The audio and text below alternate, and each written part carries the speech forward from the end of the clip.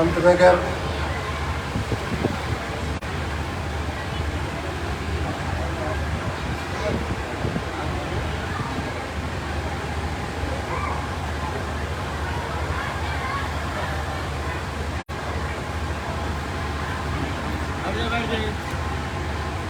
पंतनगर सांस्कृतिक समिति द्वारा आयोजित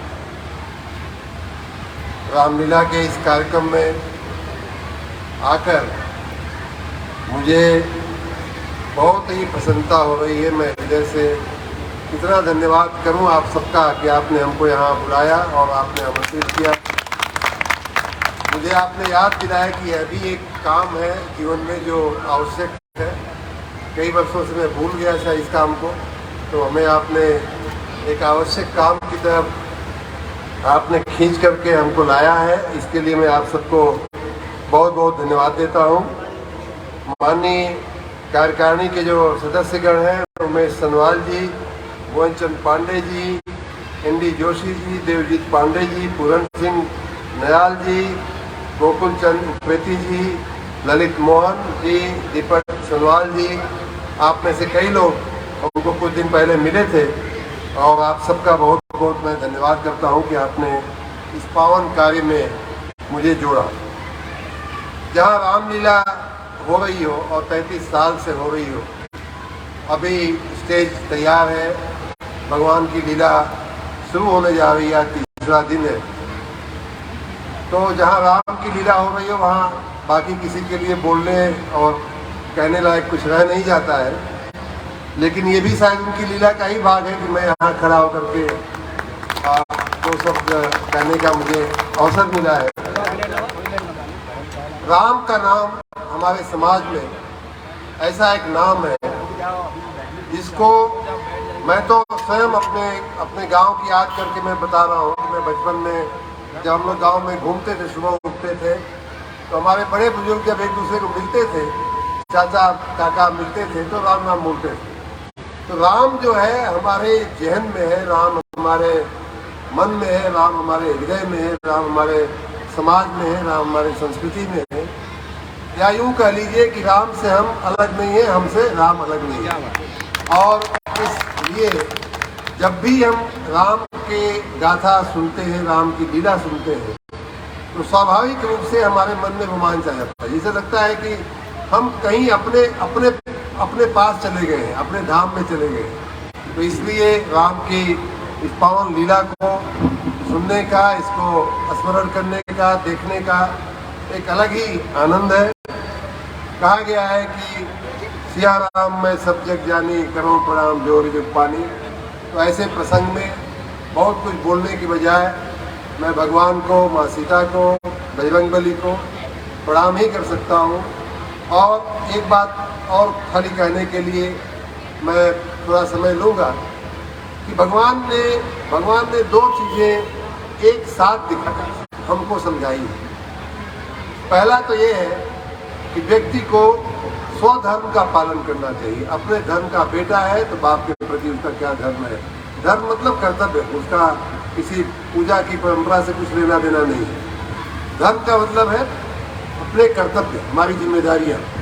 भगवान ने पति की जिम्मेदारी पत्नी की तरफ, एक पतिव्रत का जो उन्होंने निभाया, बाप की बेटे की बाप की तरफ, जो बाप के एक इशारे पर, पिताजी के एक इशारे पर उन्होंने अपना राजपाट छोड़ करके वनगमन कर गए।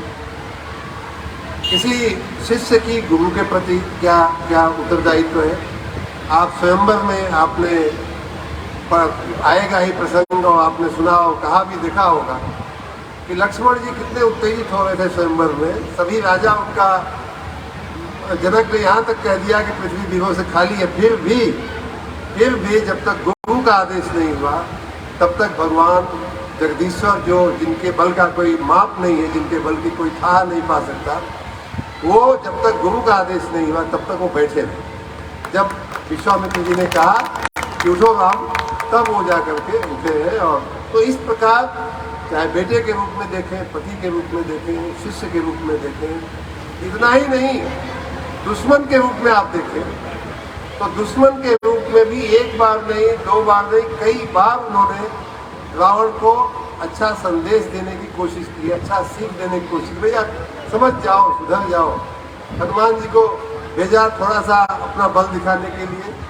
अगर हनुमान जी चाहते हैं तो कहे ही थे कि भाई ये मैं अभी सुमेरु पर्वत के साथ लंका को उठा के ले आता हूँ, यहीं पे आप लोग बाकी का फैसला आप लोग कर लेना, मैं अभी जाता हूँ और पूरी लंका को उठा लाता हूँ।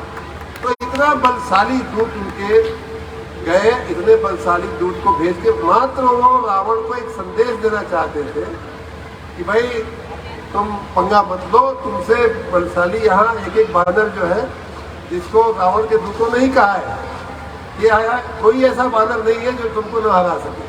कहा है ना, जब आकर के आपने देखा होगा सुंदरकांड में जो कहते हैं वो चौपाइयाँ हैं कि एक भी बानर ऐसा नहीं है जो तुमको न हरा सके, वो खाली भगवान के आज्ञा की प्रतीक्षा कर रहे हैं। तो ऐसे उनके दूत थे, ऐसी शक्ति थी। भगवान एक घुटने में रावण जैसे हजारों रावणों को खत्म कर सकते थे, फिर भी उन्होंने रावण हनुमान को भेजा, अंगद को भेजा, तमाम तरह से उसको समझाने की, उसको कहने की कोशिश की कि भाई अब ठीक नहीं है, जो तुम कर रहे हो ठीक नहीं है। तो एक दुश्मन के रूप में भी एक मर्यादा का जो पालन होता है कि नहीं, हम बिना वार्निंग दिए, बिना ये किए हम जो है किसी का नुकसान नहीं करेंगे। तो ये जो मर्यादा पुरुषोत्तम उनको भगवान को कहा जाता है, ये हमें अपने जीवन में उतारने के लिए, हमें अपने स्वधर्म पे चलने के लिए उन्होंने जो सबसे बड़ा जो हमारा ग्रंथ है रामायण, रामचरितमानस, इसमें से हमको बहुत बड़ी सीख मिलती है। और ये ऐसा स्वधर्म का उन्होंने एक तरह से परिपाटी बना करके गए हैं कि इसका पालन करना कोई मुश्किल काम भी नहीं। उन्होंने ही कहा कि भाई हमारे ऊपर छोड़ दो, बाकी सब तुम अपने स्वधर्म पालन करते हो, बड़े हैं तुमको प्रणाम करो, बाकी सब छोड़ दो, बड़ा क्या आपके प्रति सोचता है, बाकी भगवान के ऊपर छोड़ दो। भगवान स्वयं जो धर्म पे चलता है उसकी रक्षा करता है। तो एक तो हमारे व्यक्तिगत धर्म के बारे में उन्होंने हमें सचेत किया है, सिखाया है कि हर स्तर पे समाज के किसी भी जगह पे आप हो, अपने स्वधर्म का पालन करिए। दूसरा उन्होंने बहुत महत्वपूर्ण जो चीज़ हम लोगों को सिखाई वो है राजधर्म। जब वो एक राजा, एक शासक के रूप में जब वो अयोध्या के शासन पर बैठे और तब उन्होंने जो राम राज्य कहा जाता है, एक राजा की क्या उत्तरदायित्व है, उनको वो भी पूरा एक राम राज्य की पूरी श्रृंखला है। पूरा उन्होंने जो चौपाइयाँ हैं जो उसमें अयोध्या कांड में, उसमें उन्होंने बताया है कि भाई ये कैसे कैसे राजा का क्या करना चाहिए, लोगों के प्रति कैसा उसका व्यवहार होना चाहिए, सबके प्रति कैसे उनका आचरण होना चाहिए राजा की। तो इस तरह से राजधर्म और व्यक्तिगत धर्म दोनों ही क्षेत्रों में भगवान ने हमें बहुत बड़ी राम राज्य बैठे त्रैलोका हर्षित भयो देव सब शोका से शुरू करके सब नर करई परस्पर प्रीति चलई स्वधर्म तुरंत वित्त नीति, हर आदमी अपने स्वधर्म से चले, ऐसा राम राज्य की ऐसी राम राज्य की व्यवस्था थी। कोई अहिंसा अहिंसा का भी एक पर्याय माना जाता है अवध को। कोई किसी का वध नहीं करता था, मनसा वाचा कर्मणा, कोई किसी का नुकसान नहीं करता था। तो ये सारी बातें जो है वो नहीं कोई अबुद्ध न लक्षण हीना, नहीं कोई मतलब कोई अपढ़ नहीं था, कोई गरीब नहीं था। ये सारी बातें उनके राम राज्य में, ये दोनों ही हम सब के लिए जीवन में उतारने जैसे संदेश है, जैसे सीख है। और विशेष रूप से हम लोगों जैसे व्यक्तियों के लिए जो राज्य चलाने के काम में लगे हुए हैं, जो जनता की सेवा में लगे हुए हैं, उनके लिए भगवान का ये जो चरित्र है, भगवान की जो लीला है, वो हम सब के लिए बहुत ही कुछ सीखने को वो मजबूर करती है, बहुत कुछ सिखाती है। और इसीलिए हमारे समाज में हमारे मनुष्यों ने, हमारे पूर्वजों ने इसको हर साल, क्यों आप 33 साल से कर रहे हैं, कई लोग ऐसे होंगे जो 33 साल देखे होंगे, तो ऐसा तो है नहीं कि आप हर साल भूल जाते हैं कि आपको 33 बार दिखाना पड़ता है। लेकिन ये चरित्र, ये लीला, कितनी बार हमारे स्मरण में आती है। एक तो भगवान के नाम सुनकर हम पवित्र होते हैं, हमारे कर्ण पवित्र होते हैं, और दूसरा उनसे जो सीख मिलती है कि क्या करना चाहिए, क्या नहीं करना चाहिए, इसका जो विवेक मिलता है हमें, उसके लिए रामलीला हमारे आपके लिए बहुत ही उपयोगी है। मुझे भी सौभाग्य है कि मैं अपना सौभाग्य मानता हूँ कि आप सबके बीच आकर के और इस परम लीला का रसास्वादन करने का मुझे अवसर मिला। और मैं और लीला और आपके बीच में खड़ा नहीं रहना चाहता हूँ। आपको बहुत बहुत शुभकामना। जय श्री राम, जय हनुमान, जय माँ सीता। धन्यवाद। बहुत बहुत धन्यवाद आदरणीय मंत्री जी।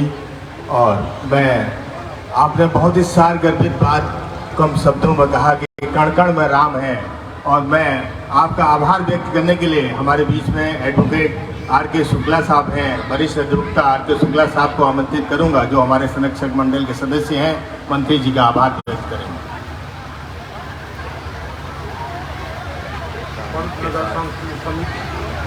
द्वारा आयोजित रामलीला महोत्सव के द्वितीय दिवस पर हमारे बीच पधारे परमादरणीय ऊर्जा मंत्री एवं नगर विकास मंत्री आदरणीय शर्मा जी उपस्थित हुए। बहुत ही व्यस्ततम कार्यक्रम होते हुए भी हमारे आग्रह को उन्होंने स्वीकार किया और आ करके अपनी उपस्थिति से हम सभी कलाकारों को, उपस्थित दर्शकों को अपने आशीर्वाद से अभिषेचित किया। हम अपनी सांस्कृतिक समिति की ओर से, उपस्थित दर्शकों की ओर से, सामान्य जनमानस की ओर से, पननगर खुरमनगर क्षेत्रीय निवासियों की ओर से उनका बहुत बहुत आभार व्यक्त करते हैं और आशा करते हैं कि वो अपना स्नेह, आशीर्वाद इसी प्रकार से हमारी समिति को, हमारे समाज को देते रहेंगे। साथ ही एक अनुरोध है कि जो हमारा रामलीला का मंचन होने जा रहा है, एक सीन अवश्य देख करके जाएं। पुनः आपका बहुत बहुत आभार। बहुत बोल सियावर रामचंद्र की, पवन सुत हनुमान की, जगत जननी सीता मैया की।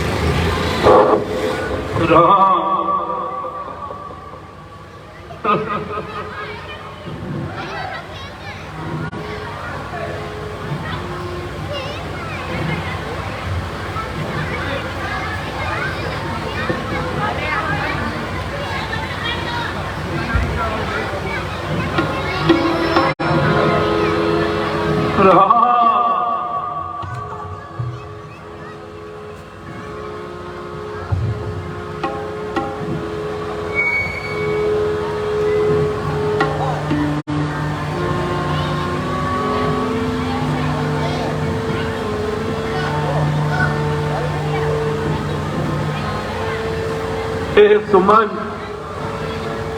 सुमन, सुमन, तुम राम और लक्ष्मण को वन में भ्रमण कराकर वापस ले आओ सखा, वापस ले आओ।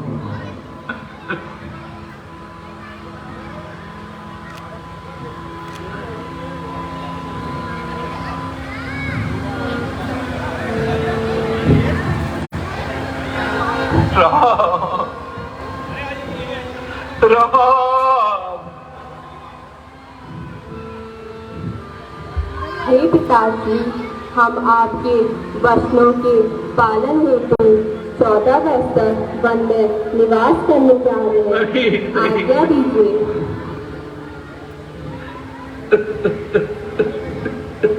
राम।